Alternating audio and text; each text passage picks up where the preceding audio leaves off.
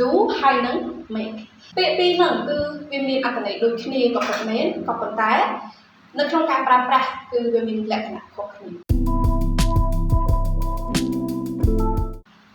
សូមជម្រាបសួរនិងសូមស្វាគមន៍អ្នកទាំងអស់គ្នាមកកាន់វីដេអូចែករំលែកចំណេះដឹងមួយទាក់ទងនឹងភាសាអង់គ្លេសការប្រើប្រាស់ do ហើយនឹង make អ្នកសិក្សាភាសាអង់គ្លេសទាំងអស់គ្នាតែងតែមានការយល់ច្រឡំរវាងការប្រើប្រាស់ make ហើយនិងការប្រើប្រាស់ do តើយើងប្រើប្រាស់ make ជាមួយនឹងអីគេខ្លះ tip 4នៅក្នុងការប្រើប្រាស់ make នៅក្នុងវីដេអូមួយនេះគឺ tip ទី1 we use make when we create build or produce something by hand or machine យើងប្រើ make គឺដើម្បីនិយាយអំពីការភាពឬក៏ការធ្វើការផលិតអីមួយមិនថាតែជាការប្រើប្រាស់ដៃឬក៏ការប្រើប្រាស់ម៉ាស៊ីនទេយើងប្រើប្រាស់ make ឬមួយទៀតគឺយើងប្រើប្រាស់នៅវត្ថុធាតុដើមនៅក្នុងការផលិតអីមួយដើម្បីឲ្យខ្លាយទៅជាផលិតផលគឺយើងប្រើប្រាស់ make ឧទាហរណ៍ wine is made from grapes ស្រាក្រហមគឺយើងធ្វើពីផ្លែត្រពាំងបាយជូរហ្នឹងឧទាហរណ៍ទី1ឧទាហរណ៍ទី2ដូចជាយើងទិញផលិតផលមកហើយយើងចង់រកមើលកន្លែងផលិតថាតើផលិតផលមួយនឹងផលិតនៅកន្លែងណាគឺយើងនៅពេលដែលយើង check មើលទៅយើងនឹងឃើញគេដាក់ថា this product made in Cambodia made in Thailand made in Vietnam made in China ហ្នឹងគឺជាការប្រើប្រាស់ make អូខេ tip ទី2នៅក្នុងការប្រើប្រាស់ make គឺ make we use for something that cause a reaction មានន័យថាយើងប្រើ make គឺដើម្បីនិយាយអំពីមូលហេតុឬក៏ដើមទងដែលធ្វើឲ្យកើតមានប្រតិកម្មនឹងឡើងឧទាហរណ៍ you make me happy អូខេអញ្ចឹងនៅក្នុងឧទាហរណ៍មួយនេះគឺយើងនិយាយអំពីមូលហេតុដែលធ្វើឲ្យខ្ញុំ happy ខ្ញុំ happy ដោយសារគេដោយសារតែមានអ្នកណាម្នាក់មកធ្វើឲ្យខ្ញុំ happy អូខេឧទាហរណ៍ទី2 don't eat that it will make you sick កុំញ៉ាំវានឹងធ្វើឲ្យអ្នកឈឺអញ្ចឹងនេះគឺជាប្រយោគដែលនិយាយអំពីមូលហេតុបើសិនយើងញ៉ាំរបស់ហ្នឹងគឺវានឹងធ្វើឲ្យយើងឈឺអូខេអញ្ចឹង tip ទី3នៅក្នុងការប្រើប្រាស់ make គឺ we use make before now about plans or decision for example you need to make a decision right now tip ទី4គឺជា tip ចុងក្រោយនៅក្នុងការប្រើប្រាស់ make គឺយើងប្រើ make for drink food meal គឺយើងប្រើនៅក្នុងការបង្កើតឬក៏ធ្វើម្ហូបឬក៏ធ្វើភេសជ្ជៈផ្សេងៗ For example I make a cake or one more example is I make a cup of tea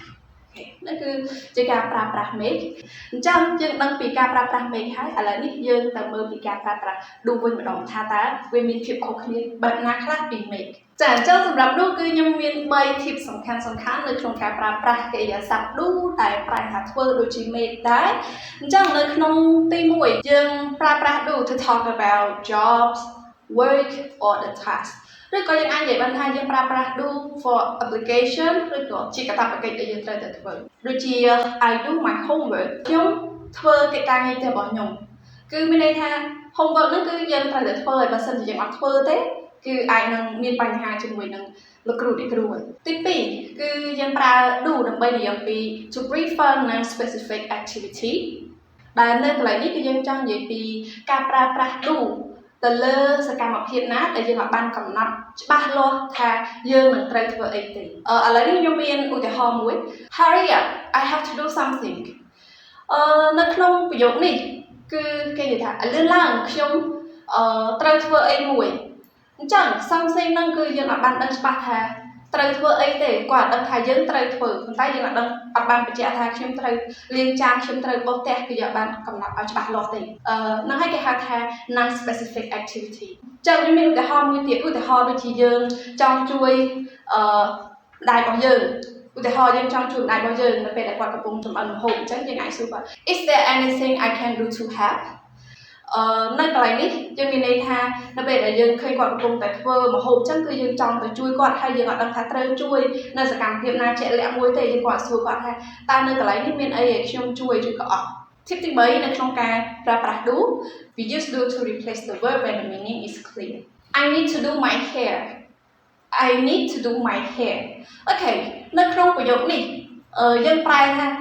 ខ្ញុំធ្វើសក់របស់ខ្ញុំអញ្ចឹងមិនអត់ទេdo នៅកន្លែងនេះគឺវាអាចស្មើនឹងពាក្យ comb ឬ brush ឬក៏ fix I need to brush my hair I need to comb my hair or I need to fix my hair I'll do the kitchen Okay I'll do the kitchen កន្លែងនេះ do នៅក្នុងប្រយោគនេះគឺវាស្មើនឹងពាក្យថា clean អញ្ចឹងយើងអាចប្រើប្រាស់ do ដើម្បីជំនួស replace the verb clean បាននៅពេលដែលយើងដឹងអត្ថន័យវាច្បាស់លាស់ អូខេអញ្ចឹងនេះគឺជា tip ទាំង3សំខាន់នៅក្នុងការប្រើប្រាស់ do អញ្ចឹងសរុបមកវិញគឺ tip ផ្នែកសំខាន់មួយដែលយើងអាចចងចាំបាន do គឺយើងប្រើដើម្បីនិយាយអំពី action សកម្មភាពហើយ make គឺយើងប្រើដើម្បីនិយាយអំពីលទ្ធផលឬក៏ផលិតផលអូខេអញ្ចឹងមុននេះគឺយើងបានដឹងអំពី tip នៅក្នុងការប្រើប្រាស់ do ហើយនិង make តែឥឡូវនេះគឺខ្ញុំសូមបង្ហាញអំពី expression មួយចំនួនដែលយើងប្រើជាមួយនឹង do ហើយនិង make ដែលយើងត្រូវចំណាំអូខេទាំងអស់នេះគឺជា expression ដែលយើងត្រូវប្រើប្រាស់ជាមួយនឹង do នេះគឺជា expression ដែលយើងប្រើប្រាស់ជាមួយនឹង make a mistake make the bad make a call make a suggestion make a decision សូមអរគុណសម្រាប់ការទស្សនាបើសិនជាអ្នកទាំងអស់គ្នាយល់ថាវីដេអូមួយនេះសំខាន់ឬក៏មានប្រយោជន៍សម្រាប់អ្នកសិក្សាសូមជួយ